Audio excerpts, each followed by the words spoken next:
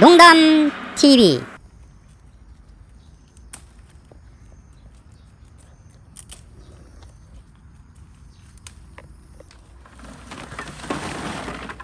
여기는 하우스 안입니다. 품종은 칼라 스피드입니다. 4월 16일, 17일, 18일 뭐 이렇게 대략 한 사흘 정도 연달아 정식을 했었는데, 정식을 하고 나서 물 공급이 상당히 중요합니다. 그런데 물 공급은 농사 짓고 있는 토양이 가지고 있는 수분이나 그리고 물 빠짐에 따라서 상당한 편차를 보이기 때문에 일반화해서 말씀드리는 것은 별 의미가 없다고 생각합니다. 비가 며칠 연달아 내렸거나 또는 온도가 많이 올라가거나 오전에 물을 주느냐 또 오후에 물을 주느냐 여러 가지 변수에 따라서도 많은 차이가 있기 때문에 그것을 언급하는 것은 크게 의미가 없고, 그 다음에 방제 과정에 대해서 말씀을 드리자면, 초기에는 열흘 간격으로 한 두세 차례 방제를 해줬습니다. 그리고 그 후부터는 일주일 간격으로 방제를 했고, 최근 들어서는 5일 간격으로 방제를 하고 있습니다. 총체벌레, 진딧물, 가루이, 응애 이렇게 4가지 병충해에 대한 약제를 칼슘과 붕산을 섞어서 방제를 하고 있는데, 이렇게 주기적으로 방제를 하게 되면 특정한 병충해가 나타나고 나서 집중적으로 방제를 하는 것보다, 제가 여러 차례 말씀을 드리지만 우선 약값도 절약되는 면이 있고, 그리고 정량을 계속해서 지켜가면서 방제를 하기 때문에 약제에 대한 거부감도 좀 덜한 것 같습니다. 그리고 전체적인 총 방제 횟수나 비용 또는 강도를 살펴보더라도 집중 방제를 하는 것보다 주기적으로 방제를 하는 것이 훨씬 더 효율적이라고 생각을 합니다. 현재 크기는 뭐 저쪽 끝에 가면은 여기 앞에 있는 것보다 훨씬 더 많이 큰 것도 있고 해서 일률적으로 어느 정도까지 키가 컸다라고 말씀드리는 것은 또 크게 의미가 있는 것 같지는 않습니다. 장마 기간을 거치고 8월, 9월, 심지어는 10월까지도 계속 성장을 하기 때문에 뭐 키가 몇 미터다 이런 것은 크게 의미가 없고, 현재는 이 정도까지 붉게 익어서 이번 주 토요일, 지금이 7월 8일이니까 7월 9일, 10일 이렇게 주말을 거치면서 첫물 수확을 할 예정입니다. 그렇게 되면 정식을 하고 나서 대략 80일 약간 넘은 시점에서 첫물 수확을 하는 셈입니다. 올해 제가 고추를 재배하면서 좀 특징적인 면이 있는데, 좀 이른 장마와, 그리고 여기는 중부지방입니다만은 300mm가 넘는 집중호우가 내렸기 때문에 상당히 제가 이 기후에 적응하는 데도 어려움을 겪었습니다.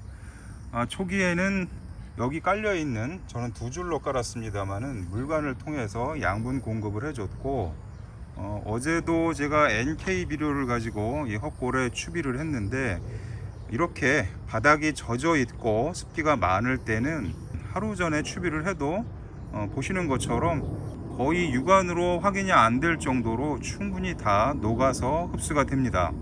그래서 앞으로는 가리액비 위주로 물관을 통해서 공급하는 방식과 이렇게 헛골에 NK 위주로 추비를 하는 방식을 병행하면서 진행해 나갈 예정입니다. 제가 옆쪽으로 옮겨 앉았는데, 이렇게 보면 이 품종, 즉 칼라 스피드의 특징이라고 하면 과 크기가 좀 작은 것 같습니다. 그리고 과피도 얇고 칼슘 결핍 현상이 두드러집니다. 그래서 내년부터는 다시 심지 않기로 했습니다. 칼슘은 물을 통해서 이동을 하기 때문에 칼슘 결핍 현상을 막기 위해서 초기에 과다하게 물을 투입하게 되면 고추가 지나치게 웃자라는 일이 생겨서 하우스 안에서는 칼슘 결핍과 성장을 억제하는 문제는 양립할 수 없는 것 같습니다. 그리고 방제를 하는데 완전히 원점 타격을 해서 전체적인 병충해를 소멸한다 이렇게 개념을 가지고 방제를 하면 과도하게 약제를 사용해야 할 뿐더러 완전하게 박멸을 하는 것은 거의 어렵다고 보니까 일정 정도의 병충해를 유지한다, 그러한 생각으로 방제를 하는 것이 좋은 것 같습니다. 또한 제 기억으로는 재배 초기에 상당히 기온이 높았기 때문에 정식 초기에 냉해 피해를 입지 않은 대신에 일정 정도 고온 피해를 제가 확인할 수 있어서 그건 역시도 고추가 정상적으로 성장하는데 장애 요인이다 라는 생각이 듭니다. 이쪽 이파리를 보면 이것은 응애 피해라고 볼 수 있는데 이쪽에도 응애 피해가 보입니다. 응애 전문 약제를 사용해서 관리를 하는 것이 좋은데, 제가 용어를 관리라고 말씀드렸습니다만은 거듭 말씀드리지만 완벽하게 특정 병충해를 없앤다 라고 생각하기보다는 일정 정도 수준에서 억제한다 라는 목표를 세우는 것이 보다 현실적인 선택지라고 생각을 합니다. 하우스는 비교적 탄저병이나 담배나방 피해는 거의 없는 편인 것 같습니다. 가루이라든가 응애 같은 이런 그 하우스 안에서만 노지보다 훨씬 더 많이 발생하는 특정 병충해들이 있습니다. 그래서 그러한 병충해에 대한 또 각별한 관리가 필요한 것 같습니다. 저쪽 남부지방이나 충청도 이런 지역의 작황은 제가 찾아가서 확인해 보지 않은 입장이라서 특별하게 의견을 언급할 내용은 아닙니다만은 이 근처 제가 시간이 날 때마다 둘러보게 되면 상당히 올해 작황이 좋지 않습니다. 상당 부분 성장 장애를 보이고 현재까지도 정상화되지 않은 모습을 여기저기 볼 수 있는데, 돌이켜보면 매년 동일한 기후가 반복됐던 적은 전혀 없었던 것 같습니다. 새로운 기후에 또 새롭게 적응을 해야 하는 그런 것이 고추 농사뿐만 아니라 다른 기타 농사에서도 상당한 난점이라고 생각을 합니다만, 올해는 특히나 좀 유별난 기후 때문에 현재까지도 상당히 어려움을 겪고 있습니다. 여기는 노지에 나와 있습니다. 4월 말일에서 5월 1일 사이에 정식을 했습니다. 현재는 이 정도까지 고추가 익어가고 있는데 아마 한 열흘 정도 더 있어야 정상적인 첫물 수확을 할 수 있지 않을까, 그러한 예상을 해봅니다. 노지고추 올해 특징적인 면이라면 오늘까지 거의 20일 전후해서 지속적으로 비가 내리고 있기 때문에 방제가 상당히 어렵습니다. 비가 그치는 잠깐 사이에 빠지지 않고 방제를 하고 있습니다만은 아무리 부지런히 방제를 한다고 해도 기후를 극복할 수 없는 거기 때문에 방제 효과가 상당히 떨어진다고 할 수가 있겠습니다. 여기는 탄저박사라는 품종을 심었습니다. 아직까지 탄저병은 보이지 않는데 말씀드린 바와 같이 비가 산발적으로 계속 내렸기 때문에 방제 효과가 떨어져서 현재는 담배나방 피해가 간혹 보이고 있습니다. 얼마 전 영상에서도 제가 한번 말씀드린 바가 있는데, 이번 집중호우의 특징이라면 강풍을 동반했기 때문에 이쪽 상단에 꽃과 달려있는 고추의 수량이 예년보다 좀 적은 것 같습니다.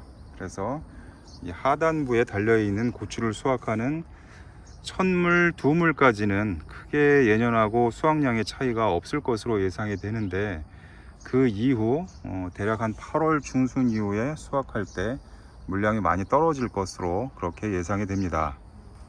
이 칼탄박사라는 품종이 칼라병과 탄저병 내병계 품종이기도 하고, 그리고 제가 또 부지런히 방제를 하기도 했고, 소개해드린 것처럼 널찍하게 이렇게 고추를 심었고 배수에도 각별하게 신경을 썼기 때문에 현재까지는 탄저병은 전혀 보이지 않습니다. 하지만 이른 장마 때문에 탄저병이 퍼질 수 있는 환경이 예년에 비해서 시간적으로 상당히 길 것으로 예상이 되기 때문에 탄저병 방제를 각별하게 신경을 쓰고 있습니다. 전체적으로 내병계 품종을 심고, 그리고 물 빠짐을 철저하게 염두에 둬서 밭을 설계한 다음에, 그리고 기후를 잘 살펴서 정식을 하고 일정한 시점을 정한 다음에 주기적으로 방제를 하고 빠짐없이 양분 공급을 하고, 또한 비 내리는 것을 잘 관찰해서 수분 공급도 거르지 않고 해주면 자가 소비나 뭐 간단하게 농비를 마련할 정도의 수익을 내는 데는 크게 무리가 없는 작물이라고 볼 수가 있겠습니다. 이쪽은 다른 하우스에 비해서 한 2주 정도 늦게 심었습니다. 그런데 좀 역설적이게도 고추가 자라는 성장세는 일찍 심었던 고추들에 비해서 훨씬 더 왕성한 것 같습니다. 어떻게 보면 좀 서둘러 심는 것도 뭐 나름대로 장점을 가질 수 있겠습니다만은, 고추가 성장할 수 있는 최적기에 심는 것이 그 후 성장 과정 내내 고추가 보다 건강하게 성장할 수 있는 한 가지 요인도 될 수 있겠다, 그러한 생각이 들기도 합니다. 천물고추를 따기 직전에 간단하게 기록 영상을 만들어 봤는데, 주변 스케치 정도 뭐 그렇게 봐주시면 되겠습니다. 지금까지 농담TV였습니다. 시청해 주셔서 감사드립니다.